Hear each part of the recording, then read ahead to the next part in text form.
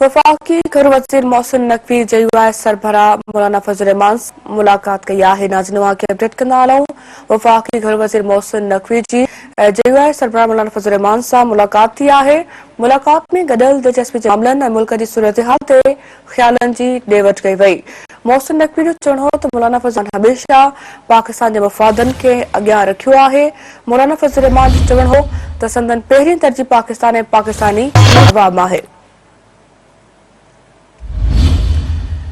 वफाकी घर वज़ीर मोहसिन नकवी जयूआई सरबराह मौलाना फजल रहमान सां मुलाकात कई है। मुलाकात में गडियल दिलचस्पी जे मामलन ऐं मुल्क जी सूरत हाल ते ख्यालन जी ॾे वठि कई वई आहे। मोहसिन नकवी जो चवणो त मौलाना फजल रहमान हमेशा पाकिस्तान जे मफ़ादनि खे अॻियां रखियो आहे। मौलाना फजल रहमान जो चवणो त संदन पहिरीं तरजीह पाकिस्तान ऐं पाकिस्तानी अवाम आहे।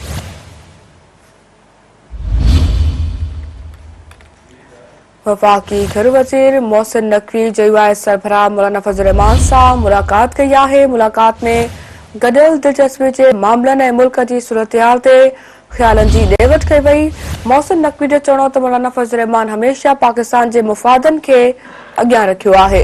मौलाना फजल रहमान जो चवणो हो त संदन पहिरीं तरजीह पाकिस्तान ऐं पाकिस्तानी अवाम आहे। वफाकी घर वज़ीर मोहसिन नकवी जयूआई सरबराह मौलाना फजल रहमान सां मुलाकात कई है। मुलाकात में गडियल दिलचस्पी जे मामलन ऐं मुल्क जी सूरत हाल ते ख्यालन जी ॾे वठि कई वई। मोहसिन नकवी जो चवणु हो त मौलाना फजल रहमान हमेशा पाकिस्तान जे मफ़ादनि खे अॻियां रखियो आहे। मौलाना फजल रहमान जो चवणो त संदन पहिरीं तरजीह पाकिस्तान ऐं पाकिस्तानी अवाम आहे।